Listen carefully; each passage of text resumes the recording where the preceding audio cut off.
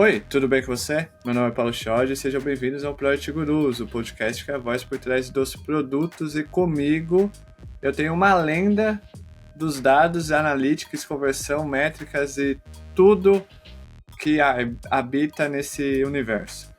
Lucian Fialho, tudo bem? Tudo certo, cara. Prazerzaço falar aí com vocês. Rolando pela primeira vez esse crossover aí dos podcasts, Analytics Talks, Product Gurus, bem maneiro. Tô bem empolgado. Ele é uma lenda, ele é um gigante da área de analytics e está aqui entre nós. Ô Lucian, antes da gente se aprofundar muito sobre o tema do episódio de hoje, que é plano de mensuração, você pode nos explicar o conceito de plano de mensuração e como que ele se aplica especificamente ao contexto de gerenciamento de produtos? Pô, com certeza. Bem, assim, para mim o plano de mensuração é um documento acima de tudo, né? Então, a ideia é que a gente deixe estruturado tudo aquilo que é objetivo de negócio dentro dessa estrutura e jornada do usuário durante a navegação dele, seja qualquer o cliente, né? Seja aplicativo, seja um navegador. A ideia é a gente ter tudo isso medido para que a gente consiga ter lá no final da jornada, né, desse plano de mensuração, que todo mundo tem acesso às informações que estão sendo coletadas do comportamento do usuário. Acaba que na maioria das vezes a gente tem muitos problemas por não ter um plano de mensuração, das pessoas irem criando puxadinhos dos eventos que são coletados do comportamento do usuário, e aí é um conjunto aqui, um conjunto ali, e aí, com a migração que a gente teve de mercado, né, de ferramentas da versão do Universo Analytics para dentro do Google Analytics 4, a gente teve que se organizar, porque o Google cada vez mais vem trazendo soluções freemium, né? Ou seja, o Google também é um produto, precisa ganhar dinheiro, e agora a gente precisa se planejar. Então, passo atrás, antes de a gente implementar qualquer evento e pensar em medir o comportamento do usuário, é montar esse plano de mensuração. Qual o nível de desespero quando o Google falou que a partir do dia tal, só GA4? Cara, assim, é porque ele, na verdade, vamos ser sinceros aqui, o Google falou em 2020 que ia mudar a versão. E aí, deu-se um tempo, né? E aí, ano passado, no dia 1º de julho, ou seja, todo mundo teve tempo com calma para poder fazer a migração. É óbvio que eu entendo que os produtos, no geral, não giram em torno da ferramenta do Google Analytics. A gente tem uma série de pessoas que nem utilizam o Google Analytics, mas nesse cenário a gente teve um certo tempinho ali. A galera que, brasileiro, gosta de deixar muito para o último dia, e não foi diferente com o GA4. A gente ainda tem hoje pessoas que entram em contato com a gente para poder fazer a migração para o GA4. E assim, os caras nem têm o Universal mais. Ou seja, isso também mostra muito sobre o nível de maturidade do mercado, né? Ou seja, não tem todo mundo que fica pagando, pode falar palavrão? Cagando regra aí de data-driven, e aí o cara me manda mensagem tipo, nem aos 47, irmão, o juiz já foi embora do campo tem muito tempo, tá ligado? Os caras estão varrendo o estádio, sacou? E os caras me perguntando sobre migração pro GA4. Então assim, a gente conseguiu migrar os nossos clientes com 2 anos de antecedência, e eu acho que o ponto pro Sunset, né? Mas o ponto principal é o nível de urgência que eu tenho que deixar pra galera que tá ouvindo, né? Porque se você não migrou ainda e utiliza o Google Analytics, o cara tá todo mundo indo embora já do estádio. Já a gente tá, acho que se não me engano, há 140 dias do Sunset final de exclusão das propriedades do Google Analytics Universal. Então acho que a gente aqui migrou bem antes. A urgência, na verdade, tem que estar com a galera que tá assistindo. Então, se não migrou, tem que migrar o mais rápido possível, porque quais são as consequências disso? É a gente não ter o histórico dos dados perante a jornada desse usuário durante esse longo de tempo, né? Então, tem cenários de e-commerce, por exemplo, que não é muito ligado a produto, mas com o que esse cara vai comparar a Black Friday do ano passado, se ele não tem acesso a essas informações? Então, tudo isso já são problemas que estão acontecendo hoje e a gente não tem o que fazer, né? Porque o dado não vai ser coletado retroativamente. Então, você que está ouvindo e nos assistindo e não fez, a sua empresa não fez a migração, corre o risco de se full legal. Por quê? Aparentemente faz 4 anos que o Google falou. Tá aí. Sim. Ele deu tempo. Isso. E o Luciano tá falando que o culpado é você que não fez, não é o Google. Não é de colocar a culpa no Google, tadinho. Não, eu nem protejo tanto o Google assim não, tá? Porque a ferramenta por si só, ela tá como todo produto, ela foi lançada como uma ferramenta em beta e tem seus problemas, seus desafios de uma ferramenta beta. Assim como vocês gerenciam produtos que são lançados, o Google também está passando por vários desafios, né? Então a gente fala a realidade. Eles avisaram. Só que a gente teve tempo de se preparar. Mas não é que a ferramenta está 100% maravilhosa para a gente usar também. Olha só como é o Luciano. Ele reclama de você que está ouvindo e nos assistindo, mas também não deixa É um morde-a-sopra. Morde-a-sopra. Já percebeu que esse episódio vai ser uma aula de analytics então, e dados e métricas. Então, antes da gente se aprofundar no tema, recados. Você que está nos ouvindo pelo Spotify e Apple Podcast, clique no botão seguir e deixe suas 5 estrelas, por favor. Isso nos ajuda a alcançar mais e mais ouvintes. Além disso, você que está assistindo a gente pelo YouTube, clique no botão inscrever-se, caso você não seja inscrito. Deixe o seu joinha, deixe qualquer comentário e compartilha com todo mundo, por favor. A gente está tentando crescer no YouTube também. Tá ouvindo, assistindo a gente e falou assim, eu quero falar com o Luciano. Eu quero saber sobre o plano de mensuração e eu senti a cutucada. Eu sou o LinkedIniano que cago regra sobre Data Driven e não tenho a migração ainda do GA4. Mas eu sou Data Driven, mas eu não tenho GA4. Manda mensagem para ele no LinkedIn. Como que você faz isso? O link está na descrição. Se conecte com ele, siga, manda mensagem. Luciano, como que eu faço o GA4?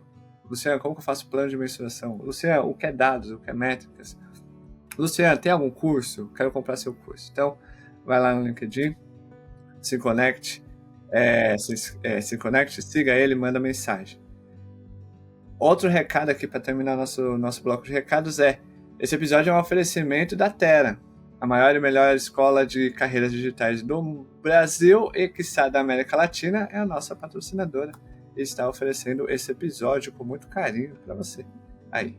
E tem cupom exclusivo da Project Gurus. O link está na descrição e o cupom Project_Gurus também está na descrição. Vai lá e aproveite para fazer a evolução da sua carreira em 2024. Além disso, quem está com a gente? Se a gente está falando de analytics e dados, a Amplitude, a maior e melhor plataforma de Project Analytics do mundo, está aqui com a gente como patrocinadora do nosso podcast. Quer saber o que é Project Analytics? Tem um e-book exclusivo traduzido em português na descrição aqui do episódio chamado Project Analytics for Dummies. Ótimo nome de e-book. A gente faria também aqui no Brasil algo parecido. Só que a gente não ia falar for dummies, a gente ia falar outro termo. Mas enfim, o link está na descrição, vai lá, o e-book é gratuito, baixa, vai lá aprender um pouco de Project Analytics. Fechou? Fechou. Recados dados, vamos agora para o episódio com o Luciano, porque vai ser aula. Prepara aí o caderninho e a caneta, a gente vai aprender muito sobre dados, analytics, mensuração, tudo. A gente vai saber os segredos do universo de analytics. Ô Luciano, antes da gente entrar mais no mensuração, analytics, eu não vou perguntar para você hoje qual que é a diferença entre métricas e indicadores. Não vou. Já cansou. Cansou, né? A mesma pergunta sempre. Qual é a sua história em um tweet? Pô, agora ainda bem que aumentou pra 280, né? Pô, cara, eu sou desenvolvedor desde que eu me entendo por gente, assim, apaixonado por tecnologia. Comecei a trabalhar, na verdade, comecei a me envolver com tecnologia desde os meus 12 anos. Acho que é a história padrão e clichê, né, da pessoa que começou montando e fazendo manutenção de microcomputador até o momento em que eu descobri a programação e nunca mais larguei. Então hoje trabalho justamente provisionando esse ambiente de coleta de dados para que a gente consiga, no final, analisar todos eles. Acho que deu um tweet, né? Deu uma threadzinha, vai. Uma thread, vai. Segue o fio. Segue o fio. Ô Luciano, interessante esse background de dev, né? Qual é o que fez você deixar essa carreira milionária de dev, ganhando em dólar, codando na beira da piscina, no seu MacBook, para ser o maluco dos dados? Cara, acho que é insatisfação mesmo, sabe? Eu trabalhei em muitos ambientes onde a gente tinha os famosos ripos, né? Então, as pessoas que mais ganhavam, os donos da caneta, que assinavam os cheques e enfiavam goela abaixo da gente as demandas sem ter um certo nível de análise ou sentido. Então, acho que um dos pontos que me fez migrar para a área de dados é justamente eu tenho entendido que dentro do ambiente de dados, muito dentro dessa estrutura de provisionamento de dados, a gente precisa muito de tecnologia, porque no final das contas o que sustenta todo mundo aqui é a tecnologia na ponta. Porque se você vende, se você transaciona, se você tem um curso e está online, tecnologia vai estar passando em algum dos momentos ali. Então, acho que foi isso que me fez ir para essa área de dados, porque eu era um cara muito insatisfeito e principalmente que sempre ficou muito atento. Eu lembro que uma das coisas que mais me ligaram à parte de métricas inicialmente foi a performance de carregamento. Quanto tempo demora uma página a carregar e como que eu faço essa página ser carregada mais rápido. E dali eu fui começando a brincar até o momento que eu cheguei, poxa, que maneiro, então dá pra gente entender o comportamento do usuário agora? Pô, que maneiro. A difícil foi só meu chefe tentando negar meus aumentos de salário quando eu descobria que aquela funcionalidade que eu subi trouxe tanto de receita, sacou? Então foi bem maneiro. Foi maneiro. Ótimo. A partir de agora, todo dev que ouvir esse episódio vai Por fazer favor. isso. E vai lá no. Mas a funcionalidade aqui, vem no GA4, Exatamente. que teve um aumento de tantos mil. 10% desse valor é meu. Cadê o meu aumento? É isso, né, Luciano, que você tá pedindo pra galera fazer? Não é isso. Mas eu acho que parte do processo, as pessoas falam muito comigo assim, poxa, Luciano, quando que você acha que o time de dados ou a parte de coleta dessas informações tem que entrar dentro do processo, né? Quando que a análise de dados entra dentro do projeto?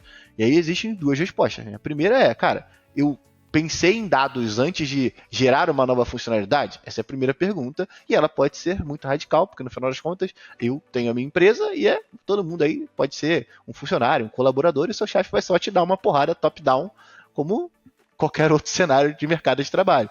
Mas tem um outro cenário que é você fazer o time de tecnologia participar. Principalmente porque são pessoas que têm esse quê de exatas, né? Então o cara quer saber a fio quanto ele participou dentro daquele processo, né? Eu acho que tem uma máxima muito grande, e aí, pô, eu odeio ser o cara polemicão assim, mas que tem uma máxima muito grande dentro do ambiente de tecnologia da fábrica de pastel. Então, o que diferencia um desenvolvedor que quer deixar de entregar pastel e quer passar a entregar resultado? Porque não tem ninguém que pode entregar tanto resultado para o negócio quanto o time de tecnologia, porque ele que está na mão do código ali, pensando e estruturando como que a gente, e assim, tem vários cenários dentro do processo que a gente tem aqui com a nossa consultoria, que é exatamente isso. A gente traz o time de tecnologia para fazer parte do processo, e aí, cara, os caras começam a sugerir eventos no dia 1. Ou seja, não vai nascer mais nada sem estar traqueado. A gente sempre vai estar pensando em como a gente pode medir o comportamento do usuário para poder fazer com que ele passe de uma determinada etapa ou que ele utilize melhor uma nova funcionalidade. Então, acho que tudo isso, esse conjunto de coisas é o que até me fez chegar no momento que eu tô agora, né? De ser esse profissional de dados, mas com um grande background de tecnologia, entendeu? Entendi. Então você que é dev e está nos ouvindo, já cola ali, entende melhor os dados, para quando você for fazer uma performance review com o seu gestor, você fala, não, mas eu entreguei tantas coisas e essas tantas coisas geraram tantos milhões de reais. Não vai me pagar? Então eu vou virar de dados e é isso. Vamos entrar mais sobre o tema plano de mensuração, porque isso é importante. O ano passado ele foi o ano da eficiência. Tá, calma. Todo ano é o ano da eficiência. Assim. Calma, agilistas, calma. Porque já começa. Não, mas todo ano é o ano da eficiência. Calma.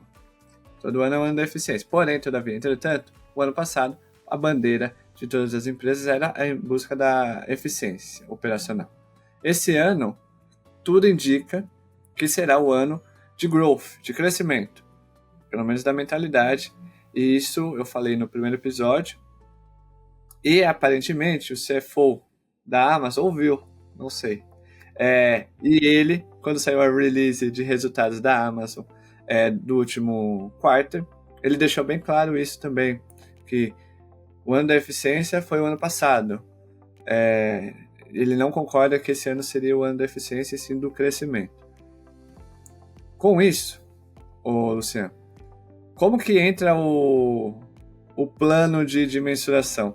Quais são as dicas para estabelecer metas de mensuração realistas e alcançáveis em um novo produto ou um novo serviço? Porque a gente falar em crescimento, muitas das vezes a gente estabelece metas impossíveis, que tipo criam mais frustração do que motivação para buscá-las. Acho que o primeiro passo é ter esse elemento de expectativa muito bem definido, assim, com o seu stakeholder, com o seu chefe e por aí vai. Porque, assim, tem aquelas metas que a gente bate o olho e fala, olha, é impossível da gente chegar. Então, né, esse é o primeiro ponto. O segundo ponto é, beleza, a partir do momento em que a gente conseguiu chegar num cenário onde a gente não tem uma meta absurda, cara, vamos fazer o seguinte, quantas pessoas a gente precisa alcançar para poder conseguir atingir essa meta. Isso pensando talvez um pouco mais no cenário de aquisição. No cenário de produto, pode ser quantas pessoas vão assistir um determinado conteúdo, no caso de uma Netflix, o tempo de retenção, vai variar de acordo com a necessidade e até a especificidade do produto, por assim dizer. Mas o que eu gosto de fazer, cara, é deixar muito bem alinhado quais são essas dúvidas que a gente tem sobre o negócio. Porque assim, a gente definindo essa meta, a gente tem que buscar agora quais são os processos dentro do nosso produto que levam o nosso usuário à conclusão dela. Então, dentro do plano de mensuração, assim, mal querendo entrar no início dele, o plano de mensuração por si só, a gente define ele entre eventos de macro conversão, independente de conversão, está vinculado a um valor monetário, sobre o peso da ação do usuário, do comportamento dele. Então a gente tem os eventos de macro conversão, que normalmente são os eventos que bota dinheiro no bolso do nosso chefe, né? Então é o evento onde a gente adquiriu um novo usuário ou ele assinou por um produto e por aí vai. E aí esses eventos são os eventos mais importantes dentro dessa jornada. E aí, atrás disso, a gente tem os eventos de microconversão, que são os eventos que levam o usuário até essa etapa. E aí isso pode ser desde o usuário utilizar uma funcionalidade até o usuário adicionar um produto no carrinho, né? Porque assim, até um ponto que eu estava levando numa conversa que a gente teve na Product Camp, que é algumas plataformas, quando você uma plataforma e provisiona um ambiente para um seu cliente vender para outros clientes, a gente tem que pensar nesses dados que a gente vai fornecer, porque hoje a gente tem uma série de plataformas que não tem uma camada de dados onde aquele cara pode, por exemplo, implementar o GA4 dele utilizando a sua plataforma. Então a gente tem que tirar um pouco dessa mentalidade, talvez, da estrutura, em pensar, peraí, eu sou uma plataforma, então eu tenho os dados do meu cliente de aquisição, que é ele criando uma loja, de um e-commerce, por assim dizer, mas eu tenho também o dado do cliente dele, que vai ser transacionado aqui, e aí a gente chega numa visão onde dados viram um produto dentro desse produto gigantesco que você está vendendo. Então a gente tem hoje uma série de decisões que são tomadas de troca de plataforma, justamente porque essa pessoa não considerou que não dá para poder medir os eventos do GA4 dentro dessa estrutura que ele tem lá. Ele não consegue instalar um Google Tag Manager, por assim dizer. Então, passando disso, pensando nessa jornada, a gente definiu macroconversão como objetivo principal e microconversão, que são os objetivos que antecedem essa macroconversão dentro de uma jornada de aquisição ou numa jornada de retenção. Tanto faz, beleza? Então, por exemplo, se eu vou assistir um vídeo no Netflix, eu tenho uma ação que é obrigatória, que eu tenho que selecionar o vídeo. Então, por assim dizer, eu já tenho, né, o meu evento principal, que é o usuário assistir o vídeo até o final, mas antes eu tenho que selecionar o vídeo, e essas são duas ações que a gente pode medir, beleza? Então, quando a gente senta para poder definir todos esses passos, a gente começa a fazer perguntas por cada etapa. Então, por exemplo, se um usuário, e a gente entende que é uma conversão, o usuário assistir um vídeo até o final no Netflix, quais são as informações e, principalmente, quais são as dúvidas que a gente tem sobre essa ação. E aí a gente começa a fazer esse processo de definição ali de perguntas mesmo. Então, eu quero saber qual é o vídeo ou a série mais assistida, qual o episódio em que os usuários desistem menos de uma série especificamente, qual é a categoria dessa série, ou seja, eu estou trazendo, depois de definir quais são as etapas, a qualidade desse dado. todo relatório base ele vai ser estruturado em cima de uma métrica principal, que é a contagem de algum comportamento, e uma dimensão que vai te trazer qualidade para você poder entender qual foi as possibilidades que esse usuário gerou dentro dessa navegação e todos os seus usuários geraram dentro dessa navegação. Então, assim, isso por si só já é coisa pra cacete, né? A gente falou de macroconversão, microconversão e fazer as perguntas por etapa que a gente tem dúvida do nosso negócio. Então, no caso da Netflix, é entender o vídeo, e aí, por assim dizer, a gente vai ter que criar para cada um desses comportamentos os que a gente chama de parâmetros. Ou seja, as dimensões que vão trazer qualidade para esse dado tem que ser dividida, inclusive, num time multidisciplinar. Não dá para a gente pegar os dados, botar debaixo do braço e sair com ele correndo dentro da empresa como se ele fosse só seu, né? Então, eu acredito muito que, inclusive, esse processo de você montar esse plano de mensuração tem que ser em cima de uma estrutura multidisciplinar. Então, você vai ter o cara que é de produto, você vai ter o cara que é de marketing, você vai ter a pessoa que é de tecnologia, e aí todas essas pessoas unidas, sabe? Capitão Planeta, a união desses poderes formam o que a gente chama de plano de mensuração, porque ele tem que atender, não é que ele pode atender, ele tem que atender as necessidades de todas as áreas. Então, você, como produto, você vai ter uma visão de plano de mensuração que vão contemplar eventos talvez diferentes do que um time de tecnologia, diferente do que um time de marketing. Então, essa estruturação de plano de mensuração tem que ser multidisciplinar para a gente conseguir alcançar um êxito e, principalmente, montar o que todo mundo fala, e essa buzzword aí está rodando pelo LinkedIn, que é a famosa cultura de dados. Essa cultura de dados precisa ter um documento que a defina, né, dentro da empresa. Não é só a cultura de dados de eu vou abrir o GA ou eu vou abrir a ferramenta, a amplitude, e vou olhar lá para ver o que eu consigo achar. Não, pô. A gente tem a nossa métrica principal, que é a macroconversão. Tá todo mundo aqui junto, de braços dados, tentando levar a chegar e bater a meta para botar dinheiro no bolso do nosso chefe, mas o time de design vai estar olhando para métricas diferentes do time de produto, que vai estar olhando para métricas diferentes do que o time de marketing, e no final, todo esse olhar para essas métricas específicas de cada área é o que bota dinheiro no bolso do nosso chefe, e tá tudo bem. Então, acho que, não sei se respondi sua dúvida aí, mas acho que é basicamente isso. Não, mas você deu uma aula, não? Sobre isso. A gente já sabe o que é plano de mensuração, como fazer o plano de mensuração, e aí eu já vou antecipar uma coisinha, que é: quais são os erros mais comuns ao criar e implementar um plano de mensuração? Porque, ok, eu vou ter que ter uma equipe multidisciplinar, vou ter que ter uma documentação, a cultura de dados é mais do que um buzzword do LinkedIn. Ok, mas quais são os erros, Luciano, que eu e quem está ouvindo a gente deve evitar? O primeiro é você tomar aquela famosa decisão de peraí, Luciano, é só a gente coletar todos os comportamentos que a gente tem tudo mapeado ao ponto de, deu merda em alguma coisa, a gente já mediu esse evento. Então, para mim, esse é o primeiro. E aí, por que esse é o primeiro erro? Porque isso vai onerar demais a sua estrutura de dados. Então, dados por si só, cada vez mais, não é que não era antes, né? Mas cada vez mais, para profissionais de marketing, profissionais de produto, vai ficar algo mais técnico, tanto do ponto de vista da coleta desses comportamentos do usuário, quanto do consumo.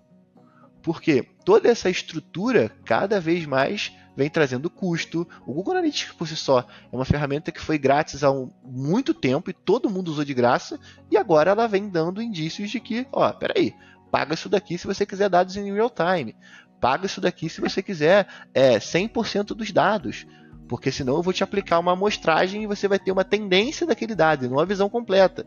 Então, a gente tem que tomar esse cuidado, porque essas limitações vão muito em cima da quantidade de parâmetros, da quantidade de eventos, da quantidade de comportamentos que a gente quer medir. Então, a primeira é essa: a pessoa sentar lá e dizer, não, eu sou o gênio aqui da tecnologia, eu vou medir todos os comportamentos do site, e aí eu vou estar 100% resguardado que os dados do meu aplicativo, do meu negócio está sendo medido, do meu produto está sendo medido. Então, acho que para mim esse é o primeiro e o grande erro.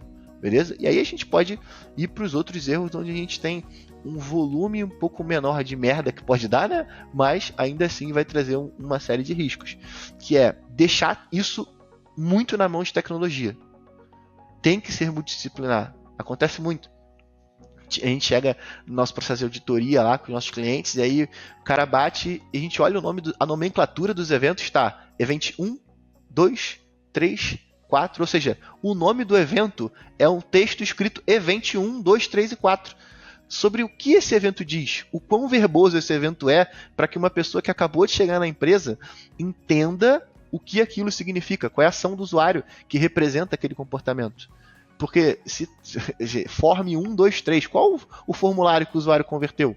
Entende? Então acho que essa questão de taxonomia também é algo que traz muito problema na ponta. E aí não tem muito o que fazer. Segundo é deixar para a última hora coisas como fazer o plano de mensuração. O que a gente mais pega e tem um processo interessante, muito com essa migração para o GA4, que a gente fez, que foi, pega todo mundo que tem acesso ao Universal dentro dessa empresa. A gente vai pegar todo mundo e vai fazer uma pergunta simples. Qual o relatório que você analisa quando você acessa o GA4? E aí a gente vai puxando essas informações. Ou até o Universo. Qual era o relatório que você utilizava? E aí quando a gente ia ver, os relatórios que essas pessoas utilizavam não tinha nada a ver com o comportamento dos usuários que elas queriam medir. E aí a gente tinha, né, um desencontro de dados, né? Não era um banco de dados, era um bando de dados, né? Que não serviam para porra nenhuma. Então essa desconexão também acontece muito por falta de comunicação. Então acho que juntando e elencando aqui, são 3 pontos aí bem chatinhos e que assim, é o famoso raro, mas acontece sempre. Beleza? Porque a galera não se comunica e aí fica... Por último, talvez, para poder a cerejinha do bolo, é o cara que é o ditador dos dados. Porque tudo tem que passar por ele. Dados tem que ser democratizado dentro de qualquer estrutura, dentro de qualquer empresa. A gente cansa de chegar a empresas que o cara coloca o GA4 ou qualquer outra ferramenta, amplitude, e só ele tem acesso. Ou só um time tem acesso. Se você coleta as informações do comportamento do usuário para poder entender a jornada, e principalmente porque quando a gente entende a jornada do nosso usuário, a gente entende o nosso produto. Você limita a visualização desses dados, pô, só tem uma coisa mais do que eu, né? Tem mais é que se for, ó, não quero nem falar nada. Foi o Luciano que falou, hein? Não fui eu.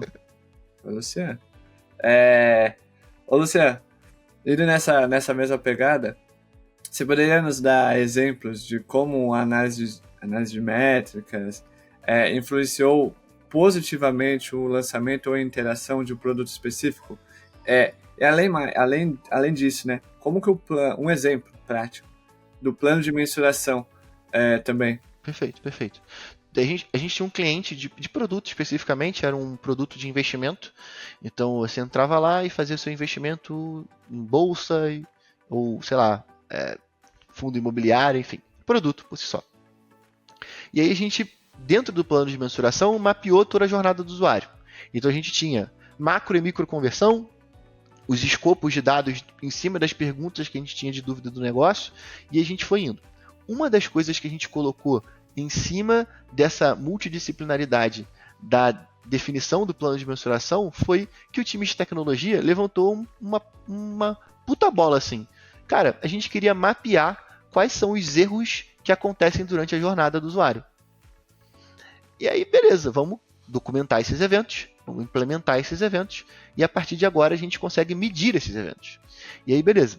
Por si só, a gente estava falando de uma jornada onde o usuário tinha que botar dinheiro em alguma coisa para ele poder ter a conclusão do êxito do produto, né? Porque se ele não bota dinheiro lá, a gente não ganha dinheiro, nosso chefe não ganha dinheiro, ninguém ganha dinheiro. E aí o que a gente começou a perceber? Tinha uma etapa dentro dessa jornada, pensando em macro conversão e as micros, que o usuário tinha um drop absurdo dentro desse funil, dentro dessa jornada de utilização do produto. E a gente foi levantar, tem um processo que a gente faz aqui que também está em cima dessa estrutura, que é um processo bem simples, não foi a gente que inventou, esse processo existe em vários lugares, que é o Crazy Eight. Então a gente senta com uma quantidade de pessoas numa reunião, levanta uma hipótese, ou levanta um problema e todo mundo pensa em 1 minuto qual é a hipótese que ela tem para poder resolver aquilo, e a gente vai fazendo esse ciclo de 1 em 1 minuto. No final a gente tem um porrilhão de ideias que vai ser multidisciplinar, ou seja, o time de tecnologia vai trazer uma visão, o time de marketing vai trazer outra visão, o time de produto vai trazer outra visão, e a gente tem um backlog gigantesco de problemas que a gente tem para resolver, muito provavelmente, para poder conseguir fazer uma palavra muito interessante que você falou, que não foi você que falou, foi o Bezos lá, que é crescer o nosso negócio. Então, essas hipóteses que a gente gera é o trabalho que a gente vai ter para poder comprová-las, para se a gente fizer uma parada muito maneira, a gente vai continuar fazendo. Se a gente não fizer, a gente vai entender o que aconteceu para poder melhorar aquela ideia. E aí a gente entendeu, nesse processo de traquear os eventos de erro JavaScript especificamente, que tinha erros que bloqueavam o usuário de conseguir passar para a próxima etapa. Então, a gente fez, como a galera gosta de ser data-driven, a gente foi data-driven e geramos o primeiro sprint daquele time, né, naquela empresa, orientado a dados. Então, ao invés da gente sentar e ter... eu desconheço muito do processo de produto, vou ser muito sincero, mas eu acredito que está muito ligado a esse Product Discovery, né? De você encontrar novas funcionalidades, por assim dizer. Mas a gente sentou e falou, cara, me dá 1 semana por mês do teu time de tecnologia, de 2 programadores, e a gente vai passar a resolver os bugs JavaScript da página que bloqueiam o usuário de passar para a próxima etapa. E aí a gente teve um aumento de pessoas que passaram para a próxima etapa, e consequentemente a gente teve um aumento, a gente alargou a boca desse funil, né? Então se tem o funil, ele vai afunilando ali, a gente alargou o meio dele para que passassem mais pessoas para a próxima etapa. Acho que, assim, isso por si só foi um case muito interessante, porque acho que é um case que ele mostra a necessidade do plano de mensuração ser multidisciplinar, porque muito provavelmente uma pessoa de marketing, uma pessoa de produto, talvez, possa estar sendo até meio escroto falar isso, não teria essa consciência de entender que, o erro JavaScript ali pode estar impactando na jornada do usuário. E eu sei que tem várias outras ferramentas, inclusive, que a galera monitora isso. Mas a gente tentou e fez isso usando, inclusive, o Google Analytics 4. Mas dá para fazer na Amplitude também, tá? Um abraço pra galera da Amplitude aí, que são nossos brothers aí. Por favor, né? A Amplitude é muito melhor. Concordo. Muito complicado o Google Analytics. Dimensão... Aí tem um menu lateral esquerdo, uns termos e é tudo estranho. Você clica no negócio, abre uns elementos, você fala, putz, não é nada disso que eu quero. Aí você se acha burro, aí tem que mandar no Slack ou no Teams mensagem pro cara do Analytics e fala, eu só quero saber o funil. Só me dá um funil. Não, que você tem que criar um funil, relatório. Você fala, criar o relatório? Eu não quero criar, só quero clicar no botão. Essa inclusive é a principal dor que as pessoas têm com relação à migração do GA Universal para o GA4. Porque com essa migração, é como se você tivesse... Primeiro, o nome migração foi uma merda que o Google usou, tá? Porque você não migrou os seus dados. E o Gustavo, meu sócio, fala uma parada que é muito interessante, que a palavra migração implica que você vai levar o que você tem para outro lugar. Você pode vender uma coisa ou outra, mas os seus dados você vai levar, e isso não aconteceu.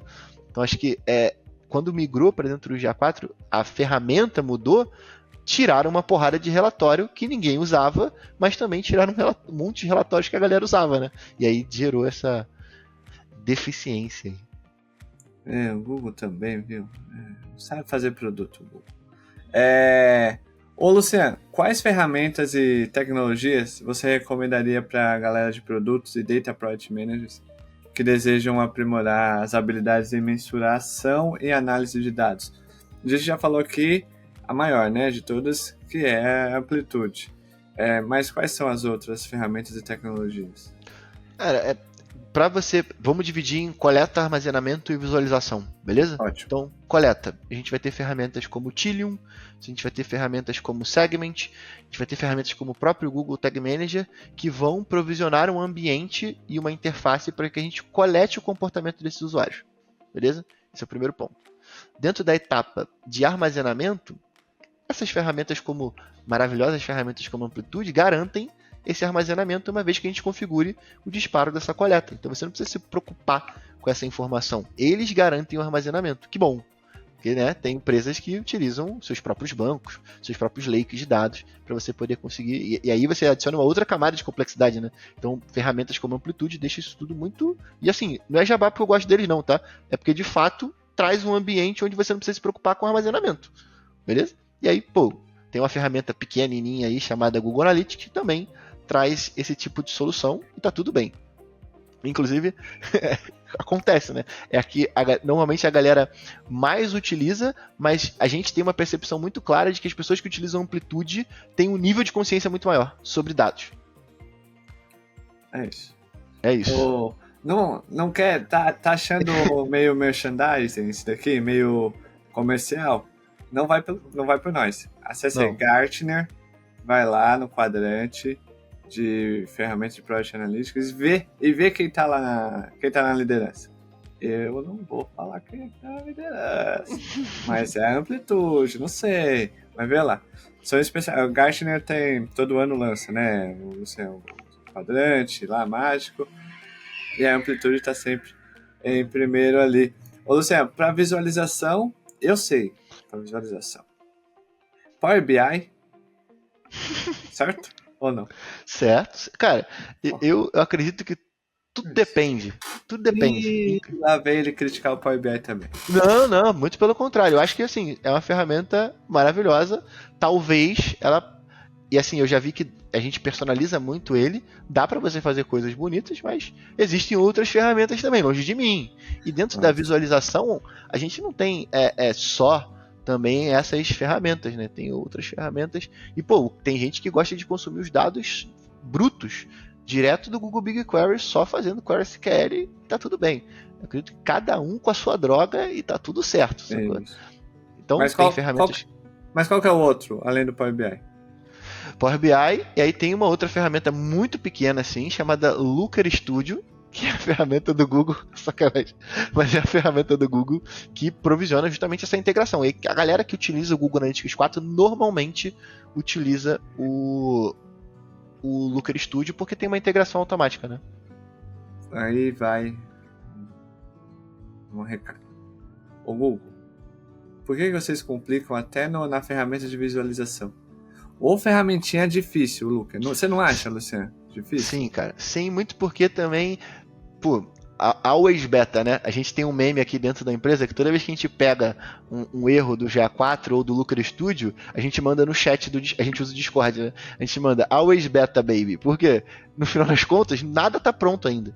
Então, pô, a gente tem erros grotescos de puxar os dados do Google Analytics 4 e aí dar um resultado pro mesmo evento, pro mesmo comportamento. Puxa no Looker Studio, dá um outro resultado. E aí tu puxa da API e dá outro resultado. Ou seja, ninguém está conversando com ninguém. E de fato é bem complicado mesmo. Tem que...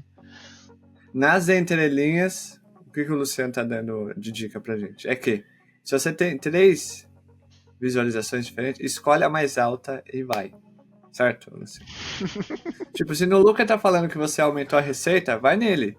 Não, pelo amor de Deus, não. Não? Pelo amor de Deus, não. Assim, a gente precisa definir qual é a fonte da verdade ali e a gente tem que confrontar isso com algum banco, beleza? Então a gente sempre faz um processo que é a análise de discrepância desse dado. Porque no final das contas, a gente está medindo uma compra, uma assinatura, uma visualização de vídeo, mas tem algum outro lugar lá, num servidor, que a gente armazena também esses dados de um outro lado. Então a gente normalmente calcula essa discrepância para poder entender, cara, usar o Looker nesse momento não faz sentido porque a ferramenta não está pronta. Ou não, pô, usar o Looker agora está melhor do que usar o GA4. E não porque um dado bateu mais do que o outro, mas porque a gente confrontou esses dados com a nossa plataforma e viu qual está mais próximo ali. É um jeito, beleza? É um jeito. Então assim, agora falando sério, tem essas 3 opções. Viu que tá... A API tá... Não. Viu que o Looker tá errado. Não, o Looker tá estranho. Bateu no GA. O GA tá mais doidão do que o pessoal que come brisadeiro aqui na Augusta. Aí você vai no banco. Certo? Você puxa o banco e vê qual que é o valor. Viu o valor? Esse é o resultado real. E aí você faz a discrepância entre as duas ferramentas e já sinaliza a galera de tipo, pessoal, temos discrepância aqui entre o banco e entre as nossas ferramentas de visualização. Resolvam. É isso, né? E aí o ponto principal é levantar, por favor, sobre que dado a gente está falando, né? Então, ó, analisamos os dados aqui de compra ou de assinatura e a gente percebeu que os dados de assinatura estão discrepantes. Aonde o número está maior? O número está maior no banco. Pô, se o número está maior no banco, pode ser que tenham processos ou etapas dentro da ferramenta de analytics que a gente está utilizando que não estão considerando o mesmo comportamento. Se o dado está maior numa ferramenta como o Google Analytics 4, mas que é raro inclusive, mas acontece sempre, dos números estarem maiores dentro do Google Analytics 4 com comparação ao banco. E aí você tem que entender, será que eu estou duplicando algum evento? Será que eu estou enviando mais evento do que eu deveria? E aí a gente vai indo em cima disso. Ou seja, aqui está o porquê que você precisa migrar para o GA4. Ele aumenta automaticamente seus resultados. Olha só, se o Google metesse essa... Talvez a galera não teria deixado para a última hora, né? Porra, se o Google metesse essa na campanha ali de comunicação, com o GA4 seus resultados crescem. Exatamente. Todo mundo migrando essa porra. Outra pergunta, pra gente se caminhar pro final da nossa conversa muito legal aqui. O Luciano vai voltar mais vezes na Project Gurus. Opa, é um prazer, mano. Em podcasts, em outras coisas aí que eu vou fazer o convite pro Luciano.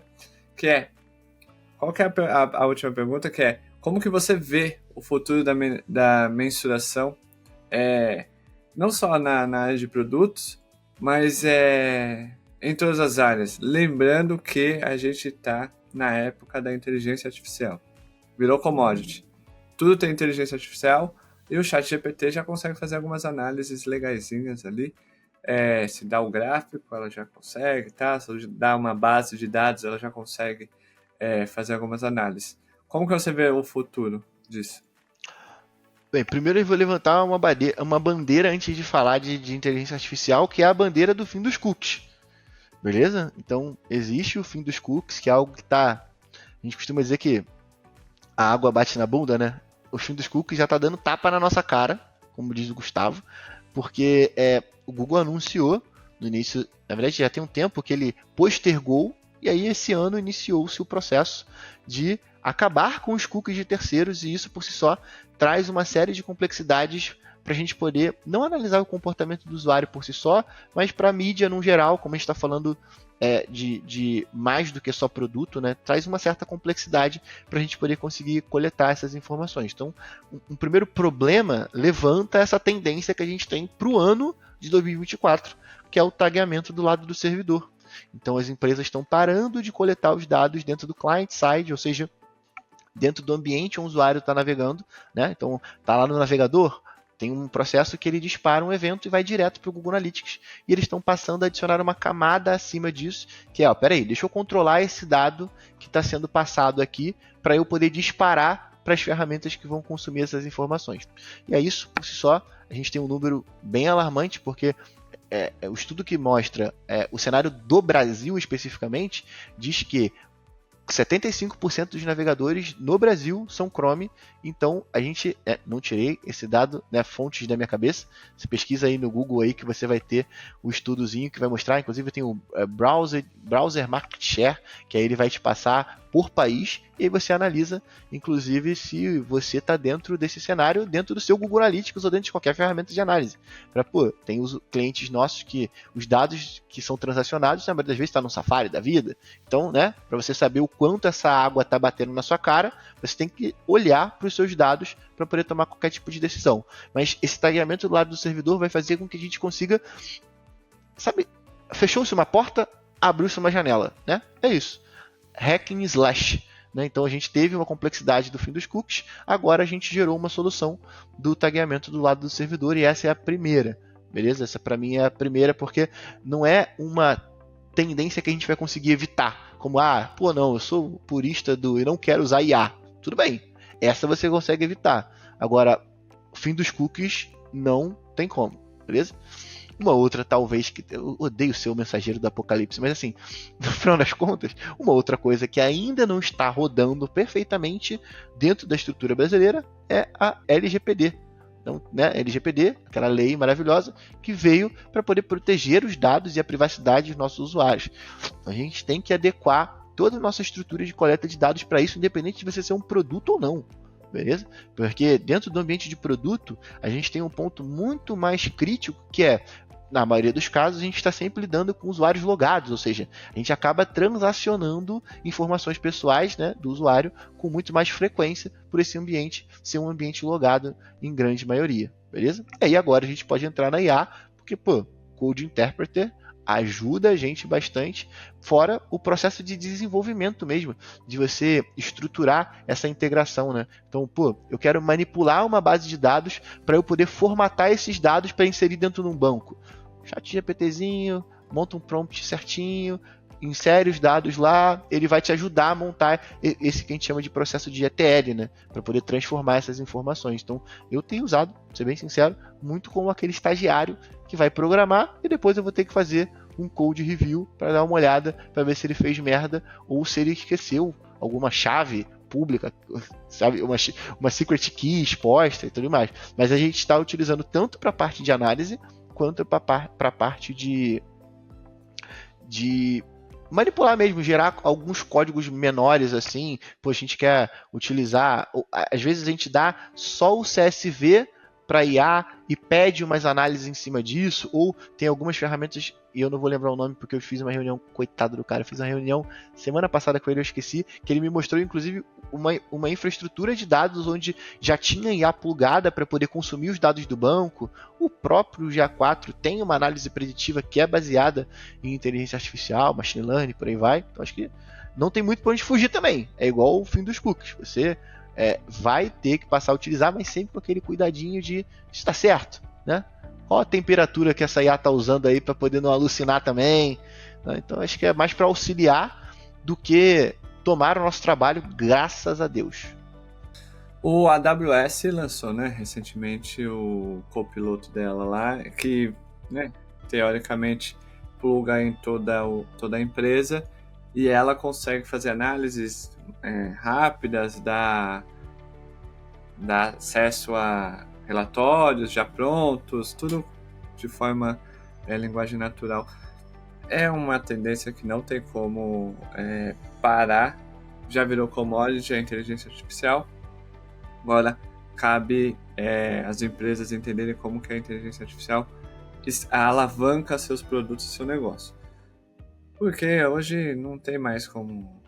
Tá tudo IA, tem tudo IA. Tem tudo, monte sua loja com IA, monte seu site com IA, otimize seu SEO do blog com IA, enfim, tudo aí. Ô Luciano, muito obrigado pelo seu tempo. Foi uma honra, um privilégio falar com você. A gente ficaria horas e horas aqui falando e metendo pau nas plataformas, principalmente no Google. A gente ia pegar o Google e a gente ia malhar o Google e a gente não ia ter dó do Google. Mas sua agenda é concorrida. Então, muito obrigado pelo seu tempo. Volte sempre. As portas do PG estão abertas para você. E assim, para poder fazer convite ao vivo, tá mais do que convidado para participar do Analytics Talks também. A gente agora não tá gravando só presencial, tá gravando remoto, então fica o convite aí também. Ótimo. Só mandar o invite. Você tem meu zap agora? Olha aí. Só mandar lá. Eu tenho o zap do Luciano Filho. Eu tenho. Você tem? Não tem. Eu tenho. Então, muito obrigado. Volte sempre. Tem algum link, alguma coisa que você quer deixar aqui para a audiência? Cara, se eu puder deixar um link, eu vou deixar um link fazendo um gancho pra galera, porque a gente falou muito de Amplitude aqui em alguns momentos, e a Amplitude mandou o time deles lá da Argentina para poder gravar um curso de Amplitude com a gente. Então tem um curso ensinando a utilizar o Amplitude dentro da nossa plataforma, não sei se faz sentido aí, mas se puder botar o link, seria muito maneiro e acho que ajudaria bastante a galera. O link desse curso do pessoal da Amplitude lá na Métrica Boss. Tá, Métrica Boss, né? Métricas Boss. Carioca foda. Porra, caralho. Métricas Boss. tá na descrição aqui do episódio. Vai lá. Até o episódio ir ao ar, eu vou tentar negociar com o Luciano algum desconto. Calma. Eu vou tentar um cupomzinho. A gente tenta. PG Boss, alguma coisa assim. A gente vai tentar. Então, vai lá, aproveita, se conecte com o Luciano. Também vai ter material. Materiais complementares, então artigos, livros que o Luciano vai nos deixar depois aqui, algumas indicações, vai estar na descrição desse episódio. Então é isso. Luciano, muito obrigado. Volte sempre. Você que ouviu a gente até aqui, não deixe de deixar o seu curtir, seu gostei. Não esquece de seguir, dar suas 5 estrelas e deixar no campo de comentários do Spotify e da Apple Podcast o que você achou desse episódio, o que você achou sobre o plano de mensuração, dados, métricas, analytics e afins. Beijos, tchau, fui.